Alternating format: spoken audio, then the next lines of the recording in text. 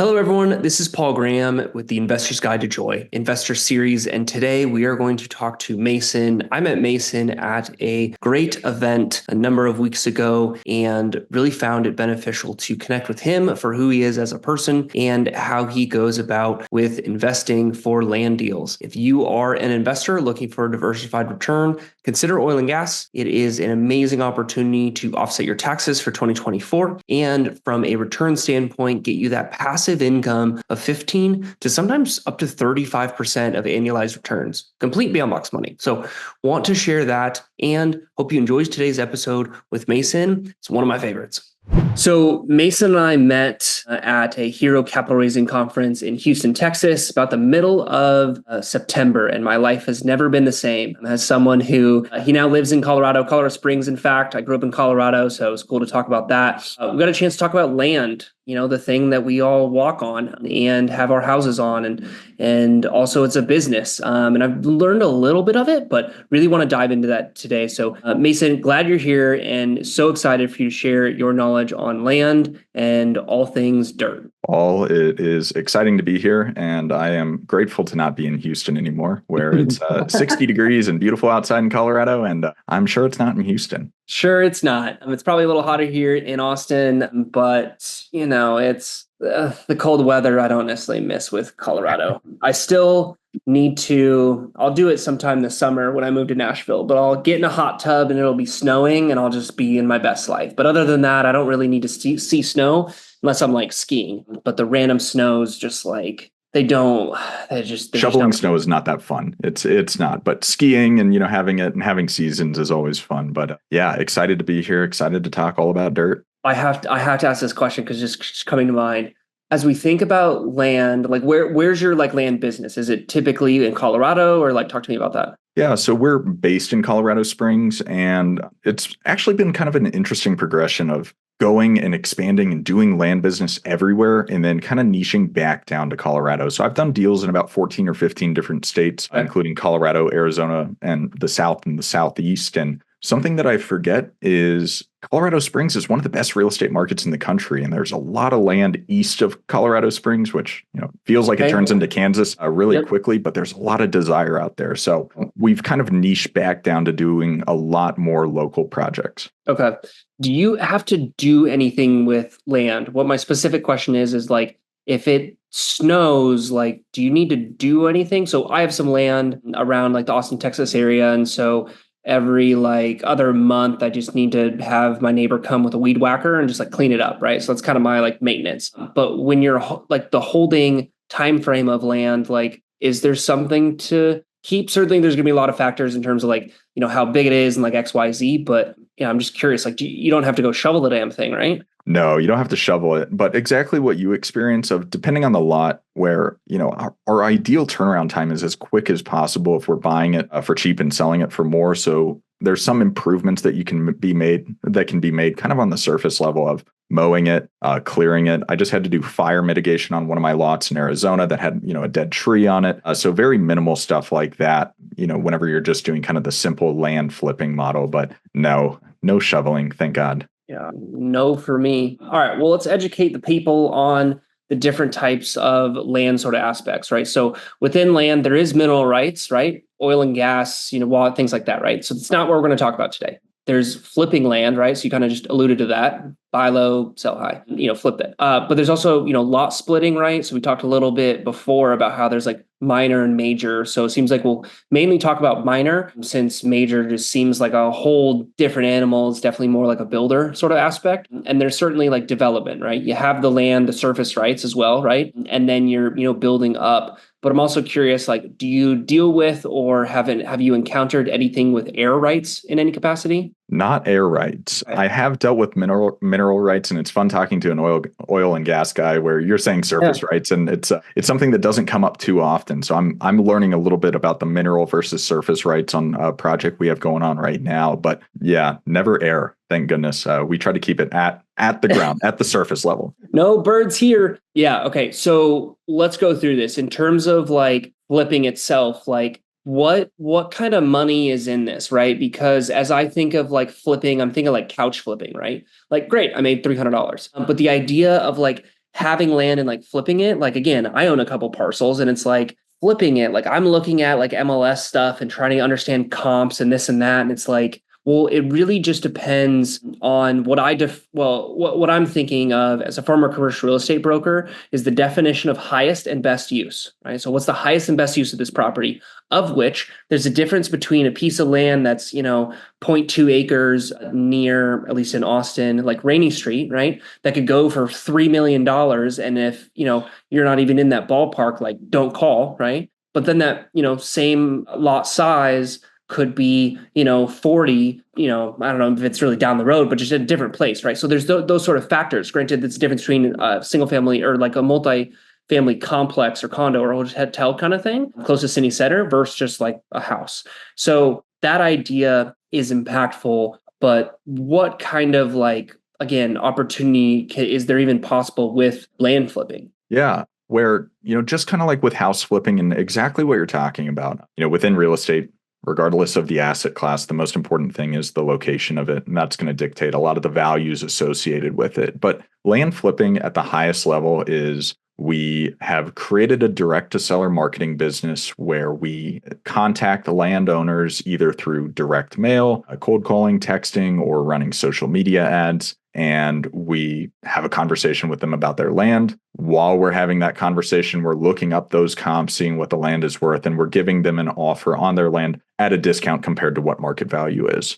From there, the beautiful thing about land is there are so many exit strategies, kind of like what we already talked about is depending on what the land is in its current state, is there an improved state of the land that's going to be more valuable? Yeah, almost always it's going to be building on it. However, if you get your land at 50% of market value, and you can just turn around and sell it at 100% of market value, and you don't have to go through all of the additional permitting processes and learn how to be a builder, there's tremendous value in that. You're able to sell it, to conventional buyers, to builders. You can sell it on seller finance terms, and get monthly cash flow from it. But at the highest level, land flipping is you go out, you find land for cheap, you sell it for more. We typically sell it on market and brings retail buyers to the table. And it's a sustainable way to create high 6-7-figure business. Yeah. Okay. Yeah. That's what kind of like sellers are there do you tend to find, right? So like I'm thinking of myself and I don't know, maybe someone offered me something for my land, even though I'm going to say no, because I'm going to build a lazy river on it. But it's to say like, at some point it's just there and it's just a hassle and you're just kind of paying taxes for it. Now, really taxes aren't like that bad, right? And you're just kind of maintenance. Again, maintenance really isn't that bad. Is it just that like, I guess, who are you finding? Is it development projects that didn't happen? They just bought a bunch of land and they're selling it off. Like certainly there's a number of different situations, but what most of the time are you seeing in I guess like city center and then also like outskirts? Because I think that would be the differentiation of like the type of people not necessarily the type of people, but the reason why they like are looking to really sell it. Like honestly, who really cares why they bought it, right? Mm-hmm. But it's just like, why are they looking to sell it, right? Because that's ultimately like sales drives dollars. Why someone bought it because of these 4 reasons, like that doesn't matter because they're not selling it, kind of thing. Absolutely. And right there, you allude to a lot of the concepts that we focus on within the business of defining our seller avatar, of who these people really are and how to create marketing material that is going to be more appealing for the person that might have 20 infill lots in Austin, Texas, versus the person that owns a 35-acre tract east of Colorado Springs. So the seller situation varies, based on the location. And you did a really good job actually, kind of differentiating it. But who these people actually are, some of them are the former developers or builders that bought a bunch of land. Maybe they built on, 40, 50 houses and they've just held on to the rest of the land and they're not distressed typically. Some of these people have inherited their lots where people have been using land banking for years and generations of, you buy land and we're just going to hold on to it.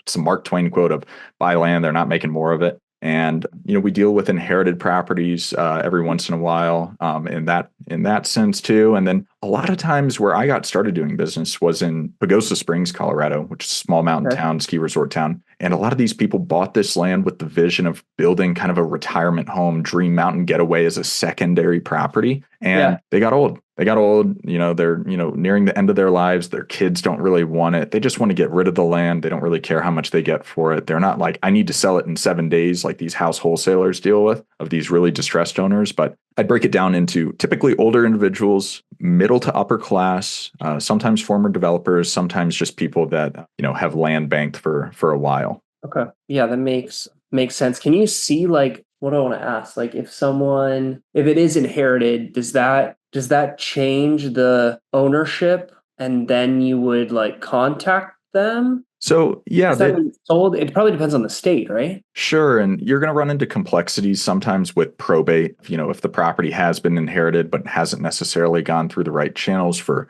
going through probate or the probate process within the county in which the land is owned, that can add complexities. But for us, typically, which, our bread and butter is direct mail marketing. Neutral letters, either postcards or kind of what has had a lot of success for us recently has been blank offer letters, where it's a one pager describing who we are and what our company is. And then the next 2 pages is a legitimate purchase and sale agreement, but the line for the offer price is left blank for them to fill in the blank. And the people that we're typically mailing are, we use PropStream to pull our data, which is a pretty common site. And we typically do 5+ or 7+ years of ownership, out of state, out of county owners, individuals, and trusts only. So that's our ownership criteria that we use because we feel that they're the most likely to sell because they've owned the land for a decent amount of time and they don't live anywhere near it, which means, it's just this thing that they get a tax bill every year for. I'm looking at it right now. If I keep getting freaking property tax bills in the mail all the time, for all the land that I own. And so if you've owned it for 20 or 30 years, that's a lot of money to be spending in property taxes. And you might be the person that sends them the right piece of mail at the right time on the right day. And they're the ones that are going to sell you that land at a discount because they got upset because their property taxes doubled this year or something like that. Sure. Are you like aggressively sending them out at a specific time more than others, or what you just said?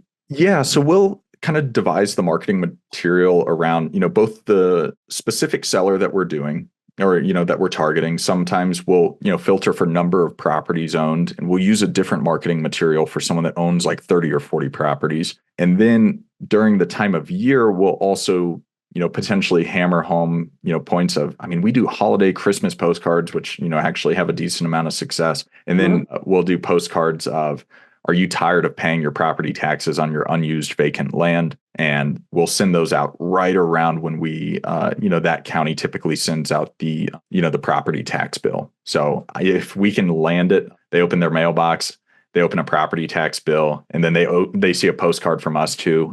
Those can have a decent amount of success. Yeah. How are people then contacting you, especially with the blank, would you call it? Yeah, blank offer letter. So yes. Are they just, they're filling it out and then they're just calling you or emailing you or like what? All of the above. We'll get calls back, we'll get emails back, we'll get submissions to our website, we'll get direct mail back where people will fill it out and send it back.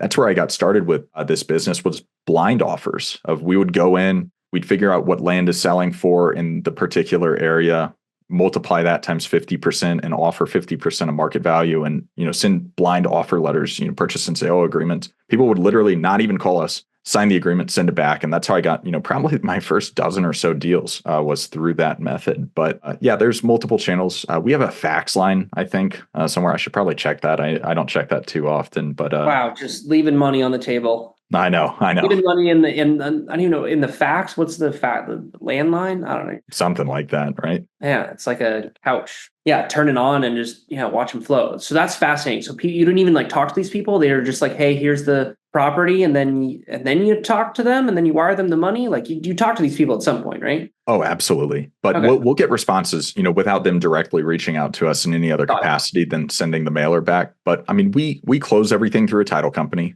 So if we get a signed purchase and sale agreement back, we'll, first and foremost, do our research and make sure we actually want to buy it. It's not a fully executed agreement. We haven't signed it on our end, and sure. The timeline doesn't start ticking until we sign it. So we do some preliminary due diligence. We call them. We just ensure that we get all the information that we can on the land and ensure that we want to buy it. And then, assuming we do, we'll sign that purchase and sale agreement, or send them a better one, more not 2-page one, a little more substantial one, and submit that to our title company. Assuming the title search comes back clean, and we get a commitment, we insure it. We get title insurance on the land that we purchased just to make sure, because, man, I bought a piece of land 2 weeks ago, 3 weeks ago that, it was a divorce situation, fully insured purchase and everything like that. My realtor, we bought it. We put a sign in the yard right away. My realtor got a call saying, the ex-wife didn't have any right to sell that land. The ex-husband's, going to take me to court and, sue me and sue her and everything like that. But we fully insured it. Ended up talking to the ex-husband, and now we're looking at buying his cousin's land and his sister's land and, all sorts of stuff, of turning something that could have been, a lawsuit if you don't do things right into, multiple six-figure profit deal. Sweet. Killer. So you talked a little bit about what you did when you got started, but how did you get started in this? I'm not sure you grew up like sniffing dirt, being like, man, I really just want to sell this stuff. Maybe I did. That does sound like something young Mason would do, but I don't know if you're outside and my first word was aside. So, you never know, but yeah.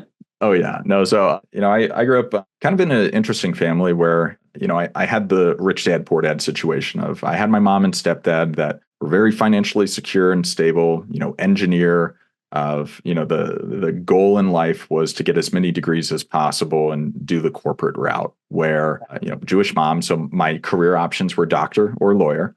And, initially I chose the doctor route. And then on the flip side of it, I had my dad, that commercial real estate investor, had lots of properties out in Houston, and I didn't see him work a ton. So I saw this like freedom lifestyle, but I also had this real desire of, just, following the mold that was set out for me. So I went to college, I got an undergrad degree in neuroscience at Baylor with the intent to become a physician. Realized you have to like science to become a physician. And, took the MCAT and everything and decided to pivot and go the healthcare administration route, because I was always a little bit more entrepreneurial, business minded, and discovered healthcare administration my senior year. Went and got my master's degree from another private school to, put me in student debt for the rest of my life. And, during that time, I was listening to podcasts just like everyone else, listening to Bigger Pockets, learning about financial freedom and real estate investing and all that kind of stuff. And I, had a lot of success in my career. I moved up the organization really quickly. I got promoted each year after grad school. Every 12 months, I got a promotion to the point where when I was 26 years old, I became CEO of a hospital out here in Colorado Springs and was finally making money, ready to invest in real estate, didn't know what to do. Had 60 grand saved up and was going to invest in a townhome syndication, learned about land flipping, took a course on it, thought it was the dumbest thing I've ever seen, dumbest thing I've ever done, sent out a round of mailers, bought 3 properties for $43,000 in Pagosa Springs at the end of 2021. Turned around and sold it for $185,000 and quit my job. So that was kind of the long story short of who I am, where I came from, and how I got my first deal of, I just took a course and took action. And I think I sent 400 mailers, so like $250 to make, I think it ended up being about $116,000 on my first deal. Yeah. So sold for 183? I think 185. So all 43. And then, realtor commissions, closing costs, that sort of thing. Yeah, sure. Wait, so sorry, what was that? Was that net or was that gross? 116 net. 116 net. Okay, yeah. Yeah, that's a heck of a piece. Talk to me about land like holding costs, right? Because like I've heard of some in like the GoBundance community where it's like, God, what was that example? He was like, I bought the damn thing for, maybe it was like $1 million or $2 million or whatever the story goes, right? And then did easement on it, and then did, lot split, and then, was able to sell it for 4. And it's like, oh yeah, it was like 6 months and what? And it's just like, what the frick? Like, it's not gambling, but like, what? It just is not. It's not residential and it's not commercial. It's land, right? So, but from my recollection, he was like, oh yeah, it was only like 50 grand of like holding costs basically. And it's just like meaning to say that in one way or another, he netted like 2 million or something. And it was just like, what in the actual heck? So like, what is that like in terms of like buying and holding land? Is it the same kind of requirements that are for like residential and commercial in terms of, 10 or 20% down, or maybe it's an FHA 3.5, or does land just like work with aliens? Like what the hell? Well, it's the alien concept. So there's very few banks that will lend on land. And, there's certain lenders that will do land home packages if you're doing it for your primary residences. Even for builders, there's very few loan products out there for land to be able to take down the land, which is where there's a tremendous amount of opportunity in this space. So it's this funny thing where people are like, you need to say on your postcards that you're sending out that we buy land for cash. And it's like, well, no shit, you buy land for cash. You can only buy land for cash. Like a bank's not going to lend on, an investment vehicle, because it's the, for all the residential people that are listening, it's the like LTV conundrum of, I go in and I say, look at all the comps. This land is worth $100,000. I have it under contract for $36,000. I'd like a loan for $36,000. That's 36% LTV on a house. Like, you would be able to get that without even trying. Like, anyone would give you that loan. With a land loan, the bank would say, well, you're purchasing it for $36,000. Your LTV is 100% if we were to give you $36,000 for it. So there's these complexities with it where there's not very many lending options. So you're buying land for cash, and the holding costs associated with it are what we kind of talked about. Of, you got to pay property taxes. You might have to pay for some general property upkeep, clearing, mowing, that sort of thing. HOA dues if it's in an HOA, that sort of thing. And it's, if you go the private money route and get loans or promissory notes on the land, you might have to have a certain debt or interest obligation, either on a monthly, quarterly, annual, or basis, where whenever the property sells. I've done, I think, well over 100 deals now at this point in time over the past few years, and I've got tons that have gone really well, and I've got a handful that are really frustrating, where we had a property where all the comps suggested it was worth $700,000, give or take. A grand slam deal if we sold it at $600,000, instantly, is what my realtor told me at the time. We bought it for $350, all in at $356. I had a private lender come in that brought $340 to the table. I put 16 grand in myself. We're going to split the profits. And, that was in April of 2023. And here we are.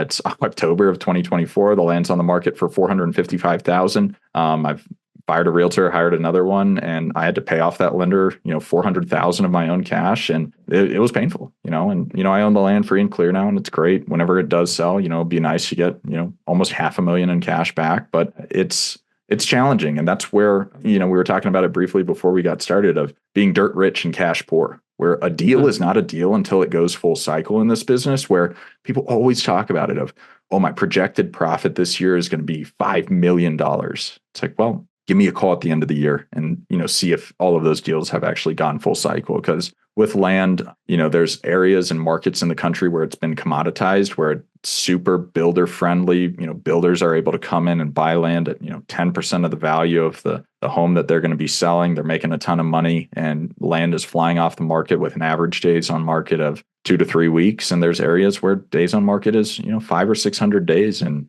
you having experience on the commercial side, I mean, there's commercial land that'll sit out there for years and years before the right buyer comes in. So it's been a learning experience of the markets to target, where, it's building the volume business of doing the quick return. You might get a lower cash on cash return, but what your annualized return is really high. And then you have those other projects that might take a little bit longer, but you're actually adding value through a lot split or a minor subdivision, or partnering with a builder in some capacity, where the challenge that I've had with this business, for my first, multiple dozen deals, was the only value that I am adding is I'm taking inventory that has been off market for an extended period of time and putting it back on market. Just because, someone that owned the land for 20 years and I bought it at a discount and was able to relist it, essentially. So we're starting to do a lot more value add projects. Okay. Now, what type of land are you focused on? Is it mainly residential or commercial? Like, what type of zoning is that? So residential, primarily. I've got one multifamily lot. That's another one of those ones that has been sitting for about a year and a half now, out in Rifle, Colorado. And primarily single family or small multifamily lots is what we target. And then in addition to that, we do some agricultural, larger rural projects, where we're doing a project right now of 200-acre acquisition. We're splitting it into 5 40-acre lots. There's a lot of buyers for 40-acre lots. There's not a lot of buyers for 200-acre lots. So we're increasing value just by making it smaller, theoretically doubling the value of the land like that. I mean, how do you pick 40 acres? So times, like, why? Yeah. So in Colorado, any subdivision under 35 acres is where the child parcel is less than 35 acres is considered an illegal subdivision, unless you're going through, the whole subdivision process with the planning and zoning department and, through the county. So by keeping lots over 35 acres, All you have to do is get a surveyor to go out, draw a plat map, and then you record it with the county. A super easy process. You don't have to deal with water rights or anything like that. You're exempt from it because you're maintaining that 35-acre status. So you're able to go get a permit and drill a well. So it's easy. Theoretically, there would be more value if we took it, and we would be able to. It would just take years and a significant amount of money to turn that 200-acre lot into, 100 2-acre lots or something like that. But then it's dependent on approvals and whether or not you shake the right hands and you pay the right amount of money to get all the plans done for this. It's plat map's already done. We're going to close on the land. We're going to record the new plat map. At the same time, we're going to relist it right away to have builders come out and build on it. And it's really tempting for me now to go put a mobile home on it, because that'll increase the value substantially just by putting a house on it. But it's also, I don't necessarily need or want to get involved in the vertical process of development if it doesn't make sense financially for me to do it, if I can just get the quick cash return. Sure. Yeah. To what level do you understand and go after certain zoning? I mean, I have a decent understanding. It's pretty easy, just within the properties that we're targeting. We filter for the lists that we're pulling to target residential or agricultural land, depending on the market we're in. I've got a lot of friends and, stuff in the community that are looking for very specific properties, of a lot of desire for industrial land, industrial outdoor storage land. There is desire for commercial land if it has the right, mixed use zoning for certain buyers and everything like that. So depending on the land business you create, if you're not just kind of doing in the, retail market buying and relisting, there's a lot of benefit to being able to go out to some of these larger buyers out there, figure out what land they're looking for, and then, match your search criteria for it, to target that specific zoning. Yeah. Okay. Now, as you're growing your land business, because it's, what you're, dedicated on, we talked about this idea of like, when is it like too much, and are you growing it for the sake of growing it, or is there actually some validity behind it? What does the growing process of a land business look like? And then I also want to talk about like, what does that feel like, and why someone would consider growing the business, because you can make good money. So there's a difference between the 6-figure and 7-figure check, sure, but like why do that? Yeah, I think my first deal kind of broke my brain. Initially, I thought it was in a really good way, but as I've done more deals, it wasn't. I'm still obviously grateful. The first deal is the best deal because you've done it or whatever, and the money was great, but it was hard for me to be like, okay, well, I made 6 figures without trying, without knowing what I was doing on my first one. I should only do deals that make me 6 figures. And then I figured out in the land flipping business, making 6 figures on one deal is not super common. Most people are making 5, 10, 15 grand.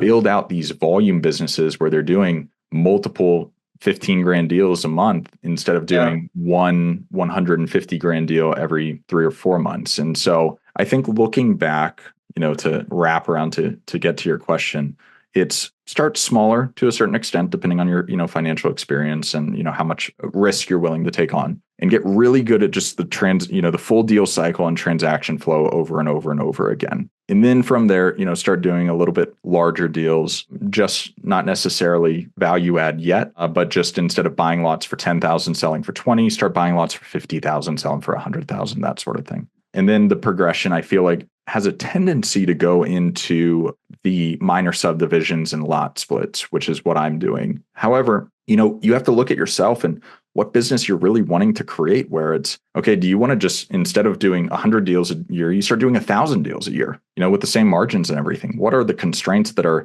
not allowing you to extend yourself to do that many deals? Is it time? Is it people? Is it money? And figure those out potentially, because then you can start partnering with people that are doing the larger deals of, hey, you created a cash printing machine and you can take, 100 grand of your profit and go fund someone else's deal, which a lot of people do. And that's what I did.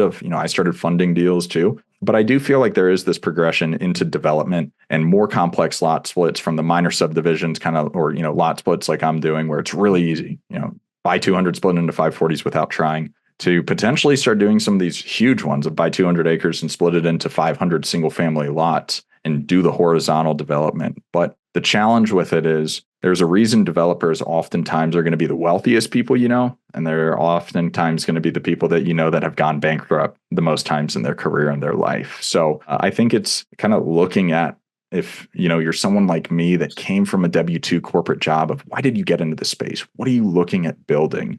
And for me, I'm looking at building a private equity firm. Of I'd like to get back into healthcare and start buying hospitals and getting on that side of things. And my land business is kind of the path to get there. And I think that it's figuring out that, hey, you can, through these small quick lot flips and these minor subdivisions, I don't really see myself ever doing huge major developments. If you can make 5 million a year just doing this, I don't necessarily need to go make 20 million a year with the biggest headache on projects that take 20 years to come to fruition. Yeah, you bet. No, it makes sense. And it's a reminder, the podcast to say, like, the guide to joy, right? Like, as you're going up these paths of, making this different income amounts, it's like, what is it, for, and why sustainable? And that's awesome to say that, like, you're also using this as an opportunity to do the, thing or things that you want to do, right? And you have that or those type levers to then, do those things. So, that's great. And I'm curious, from like an investment standpoint, like, when have you found for yourself, and then have you seen other people in terms of investing? And what my question is for when you should do it when you like shouldn't do land investing, and who's land investing like not for, and then when you should do some things on your own, right? Maybe it's just that single, plot of land in the hill country that you're then, kind of flipping of sorts. And then, like you said, eventually doing value add, but then when you should maybe invest in, a fund, and what that even looks like, because is that the same, process or details? So first, let's start, like, who is land just buying, holding, flipping, value add? Like, who's it not for, would you say? Or is it not for several types of people? I think that it's not for people that don't have the ability to dedicate probably at least 15 to 20 plus hours a week to their business. It's not an easy side hustle business. If you're looking to get the margins on the deals that we're talking about, of 100% cash on cash return for every deal you're talking about, or 50+%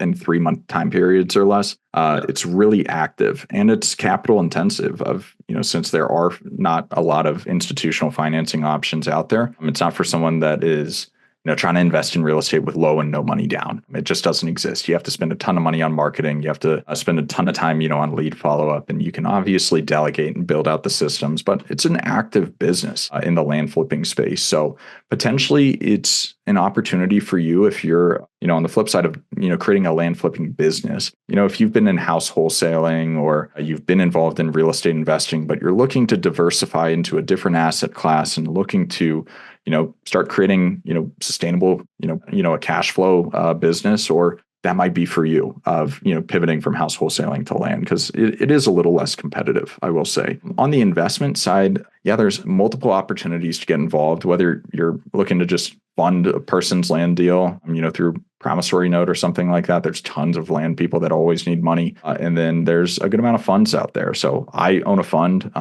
It's an evergreen fund, so we're constantly raising money. If you go to groundupfund.com, you can kind of check out what we're about, where you get to participate in it, but you're just a passive investor. You have to be accredited. You'll get pretty reasonable returns, but nothing outlandish. And it's, for the person that is looking to diversify, our investor avatar is the person that's looking to diversify their portfolio, potentially has extra money sitting in an IRA or savings account, and wants to, get a decent return on that. So I think there's a lot of different opportunities within the space, but the land flipping business is a truly active business. And then on the investment side, it's, finding the right sponsors or partners to work with that you believe in their mission that they're doing, and, feel safe with them managing your capital. Yeah. As people are going about doing these, type of investments, regardless of, size and a lot of these nuances, like, what emotions come up during land flipping? What mindset perspectives have you had or even overcome? And how have you just been able to progress through different, buy and hold seasons, right? Because I could imagine a number of different emotions come up, but I want you to share like what those are, both emotions and kind of mindset pieces. Yeah, it's all the boring stuff of you have to keep taking action and doing the same thing over and over once you figure out what works and get enough data to make sure that, it's not a market issue or something like that, where so many people are like, man, I sent 100 letters and I didn't get any responses. And it's like, well, I get about a 1% response rate on this very particular mailer. My response rate's typically 0.5% or 0.25%. So, try sending 10,000 letters or 50,000 letters and then seeing, it's continuously taking action, even though sometimes it feels like it's not working. And then whenever you're in that stage of the dirt rich and cash poor of, continuing to market and continuing to get those smaller deals to offset the larger ones, even though it's painful of, we have this challenge of the entrepreneurship roller coaster where it's so often our cash flow is like a sine wave. And so on those months where you're just acquiring like crazy, like you're sometimes at the end of the month, you're like, can we stop acquiring land? Can we please sell some? You have to keep on acquiring land, to the point where it makes sense. Obviously, don't do it in horrible markets and buy things for the sake of buying things. But it's continuing to do what works and recognizing that the cash conversion cycle might take a little bit longer. But the efforts that you're making today, you're not going to see the fruits of those for potentially 3, 6, 9, 12 months. So I think that's probably the hardest thing to overcome is always spend money on marketing. And it's painful. It can be frustrating, but you'll be grateful for it 6 months down the road, assuming you have enough cash on hand to, continue managing the business. Yeah. I mean, are there one or two like takeaway things in terms of how to understand like what these kind of mailers should, look like, feel like, sound like, or places to go or colors to use or not use? Like what's the short and sweet? Yeah.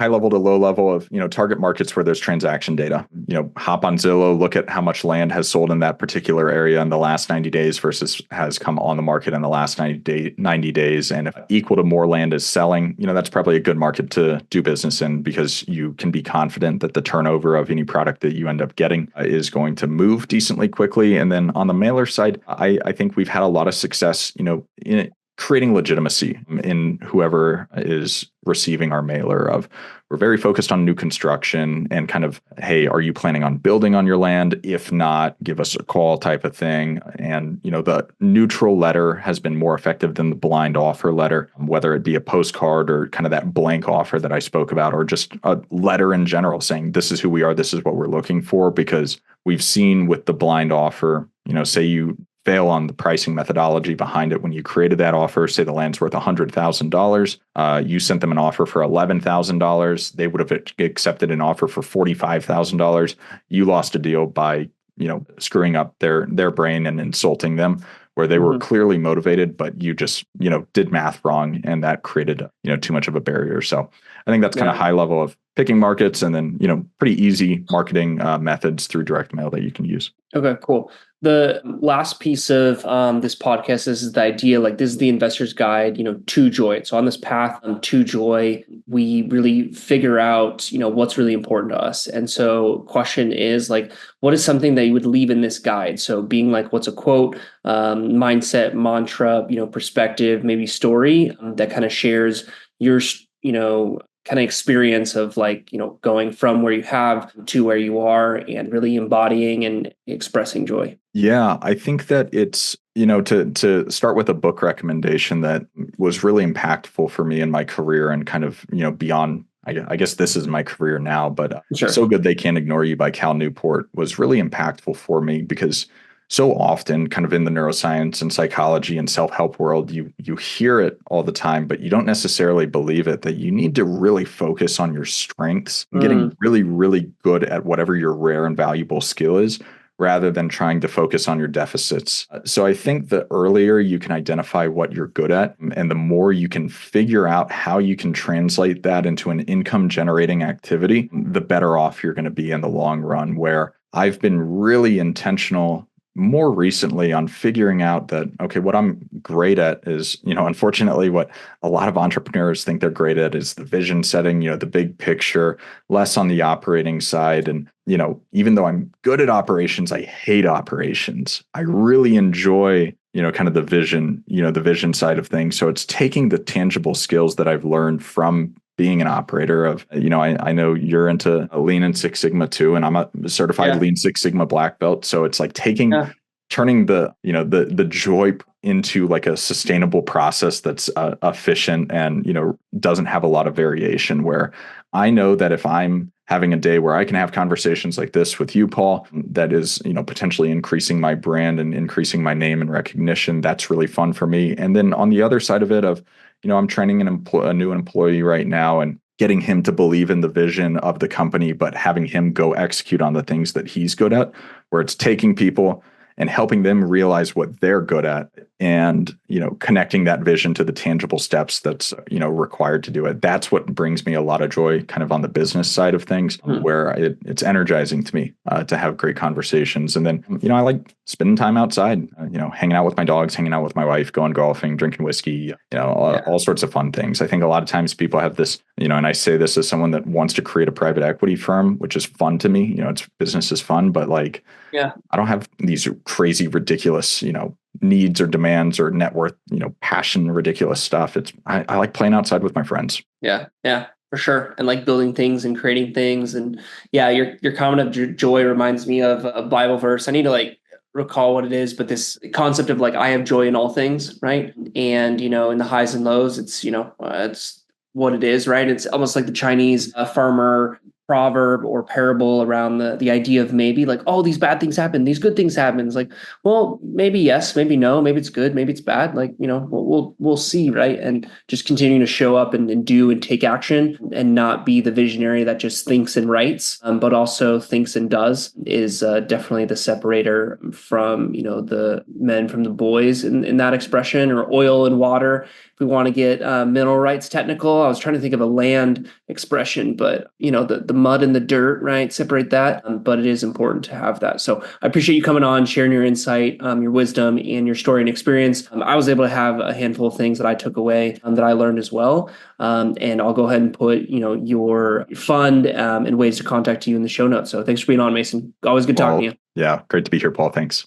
Hey, one last thing before you go. I wanted to share my mission while on this earth, and it's to help educate investors about different opportunities, share mindset tips on how to change our perspective, and different things to really experience more joy in our lives. If this resonates with you at all and you enjoyed this episode, please share it with friends and others to help grow the community around the Investor's Guide to Joy. Leaving a 5-star review also helps grow the show and get connected to more people and share our experiences along the way. Thanks so much for joining, and can't wait for you to listen to the next episode.